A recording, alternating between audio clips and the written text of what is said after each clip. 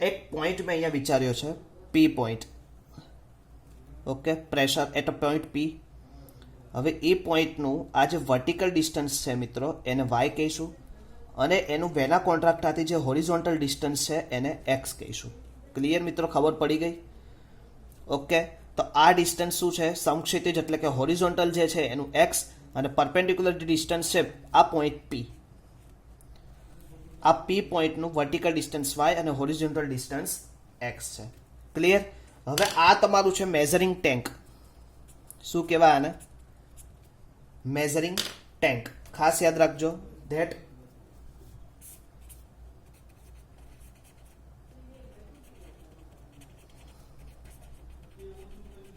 Measuring tank. Okay, હવે અહીંયા તમારો વેના કોન્ટ્રાક્ટા પોઈન્ટ છે.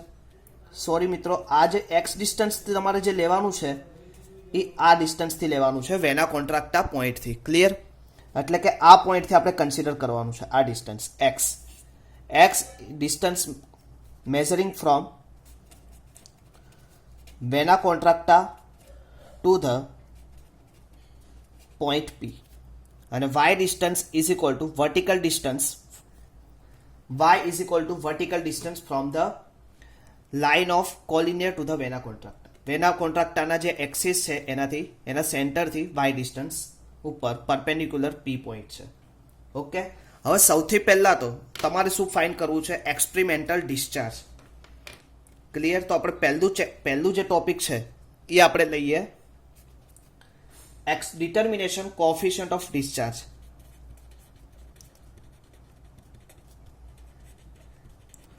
Determination of coefficient of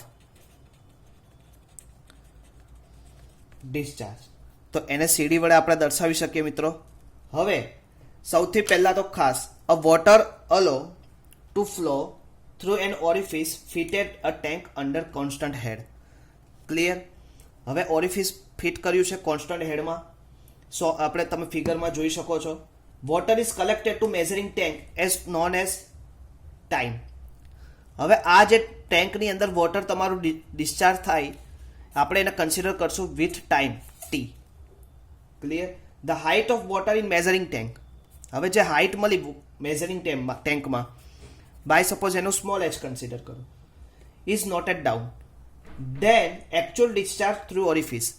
actual discharge of orifice કેટલું છે એ પણ આપણે તમને ખબર. તો તમે ટોટલ પહેલાં તો શું ફાઇન્ડ કરવું પડે?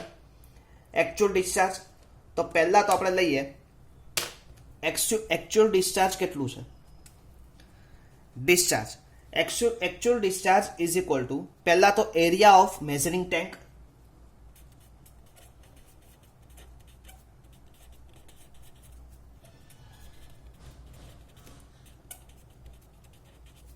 Multiplication height of water small H તમે જોઈ શકો છો divided by reference time T. Clear? તો આ તમારું શું થયું? Actual discharge.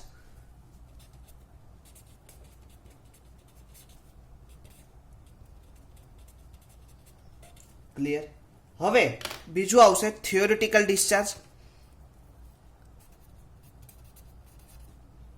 Theoretical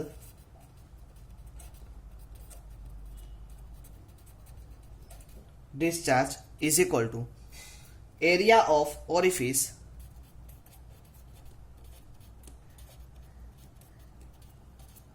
into GH. તો કે સર આ ઇક્વેશન કેવી રીતે આવ્યું? તો કે તમને બધાને ખબર છે, મેં પહેલાં જ કીધું હતું coefficient of discharge is equal to actual discharge upon theoretical discharge. હવે થિયોરિટિકલ ડિસ્ચાર્જ એટલે તમને ખબર છે theoretical discharge Q is equal to આપણે આવી રીતે લેતા હતા A into V. A is equal to area of orifice, V is equal to theoretical velocity.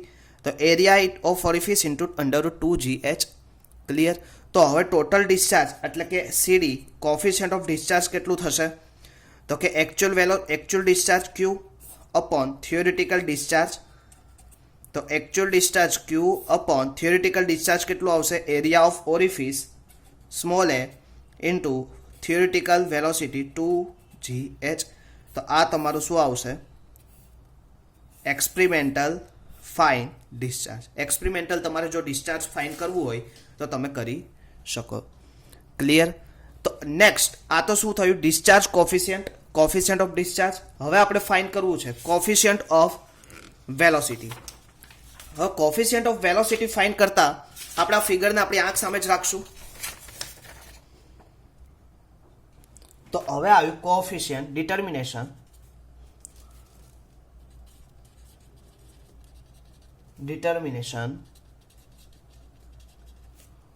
of coefficient of velocity CV. Determination of coefficient of velocity. હવે તમે જુઓ મિત્રો ખાસ, હવે અહીંયા મેં તમને x ડિસ્ટન્સ જે કીધું હતું, x distance horizontal distance travel by the particle p in time t. હવે અહીંયાથી મેં તમને હમણાં કીધું x distance travel at a Vena contractor to x distance travel particle by reference time t. એટલે કે t ટાઈમમાં x ડિસ્ટન્સ શું કરે છે? ટ્રાવેલ કરે છે. y distance is equal to vertical distance between p and Vena contractor. Vertical distance between particle જે અત્યારે જગ્યા પહોંચ્યું છે અને એનાથી સેન્ટર ઓફ વેના કોન્ટ્રાક્ટાનું વર્ટિકલ ડિસ્ટન્સ y. ખાસ પહેલા તો x ડિસ્ટન્સ એટલે કે particle flow through p point at from the Vena contracta to this distance p is called x with reference time, and y is equal to perpendicular distance to the center of vena contracta to the particle, vertical distance y. Okay. હવે actual velocity at jet of vena contracta આપણે v is equal to v લઉં હું actual velocity. Okay, v is equal to actual velocity હશે. Okay, આ ફ્લોની. તો મારે find કરવું છે x ડિસ્ટન્સ. હવે તમને બધાને ખબર છે એક વસ્તુ, હવે અહીંયા ખાસ સમજજો મિત્રો, આપણને બધાને યાદ છે એક વસ્તુ. તો આવું આપણે એક ઇક્વેશન લેતા હતા, તો speed is equal two distance upon time. હવે સ્પીડ એટલે અત્યારે તમને સ્પીડ મેં કહી દીધી, એકચ્યુઅલ સ્પીડ કેટલી છે v. ડિસ્ટન્સ તમારું કેટલું ટાઈમ ટ્રાવેલ કર્યું છે તો કે x, અને ટાઈમ કેટલો ટેકન થયો છે t. તો હવે હું x is equal two distance, તમારું આ x તમને મેઝર થઈ જાય તો કે વેલોસિટી ઇન્ટુ ટાઈમ. સમજાવ્યું મિત્રો? તો કે આ x ડિસ્ટન્સ કેવી રીતે મેઝર થયું? તો speed distance upon time. Speed તમને આપેલું છે v, distance x, time t. તો x is equal two v into T measure થઈ જાય. ઓકે, હવે વર્ટિકલ ડિસ્ટન્સ y છે એ તમે લોકો ન્યૂટનના ગતિના નિયમો જે આવતા હતા, ન્યૂટન મોશન્સ લો, એમાં તમારો સેકન્ડ નંબરનો લો હતો, એમાં હતું y is equal two 1/2 gt square. Okay, હવે 1/2 gt સ્ક્વેર. હવે તમારું જે આ ઇક્વેશન નંબર 1 છે, આ ઇક્વેશન નંબર 2 છે. હવે ઇક્વેશન નંબર 1 માં તમે ટીની કરતા બનાવી શકો, તો t ઇઝ ઇક્વલ ટુ શું થાય? x upon v. Clear? x upon v થાય. આ કિંમત દોસ્તો આ સમીકરણમાં ટીની જગ્યા પ્રોવાઈડ કરી દો તો શું થાય? તો કે y is equal two 1/2 gt square is equal two 1/2 g. ટીની બદલે હવે શું મૂકવાનું? x અપોન v નો સ્ક્વેર. ક્લિયર? હવે આપણે શું ફાઇન્ડ કરવું છે? વેલોસિટી ફાઇન્ડ કરવી છે. તો વેલોસિટી ફાઇન્ડ કરતી વખતે પહેલા તો ખાસ એક વસ્તુ ધ્યાન રાખવાની, 1/2 g x square upon v square into y. આ v સ્ક્વેરનું ડાયરેક્ટલી સામે લઈ લઉં તો શું થઈ જાય? v square is equal two 1/2 g x square upon y. હવે એનું અંડરરૂટ કરી દઉં, તો અંડરરૂટ કરશો તો એટલે શું થશે?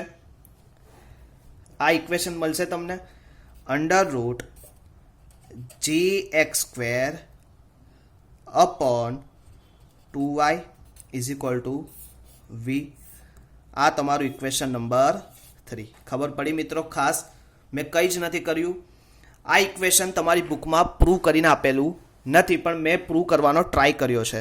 ખાસ મિત્રો ખાસ યાદ રાખજો, v is equal two √gx² upon 2y.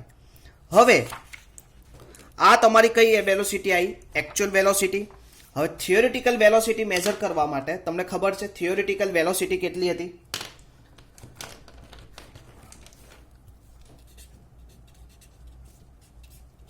√2gh. તો કોફિશિયન્ટ ઓફ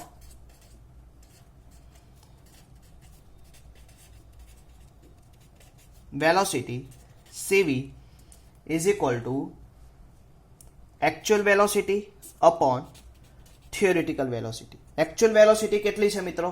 તો હમણાં જ આપણે કરી √gx² upon 2y. અને actual velocity કેટલી આવી? theoretical velocity 2gh. ઓકે, હવે તમે જો g કેન્સલ આઉટ થઈ જશે તો વધશે શું?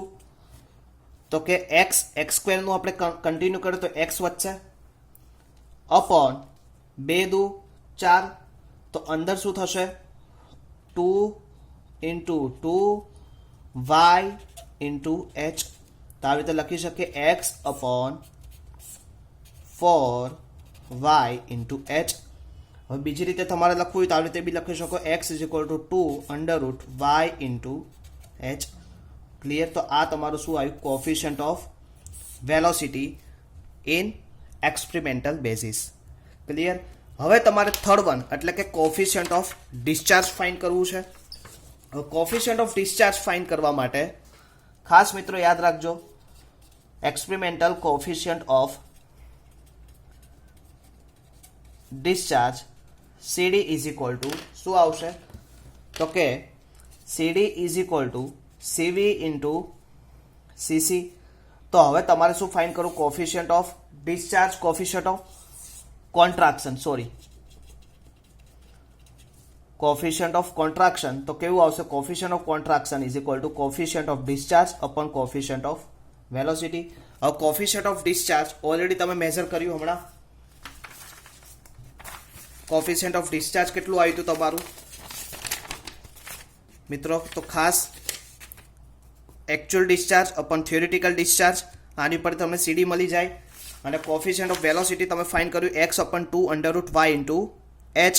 y એટલે શું? ડિસ્ટન્સ છે, perpendicular distance to the Vena contractor to the particle.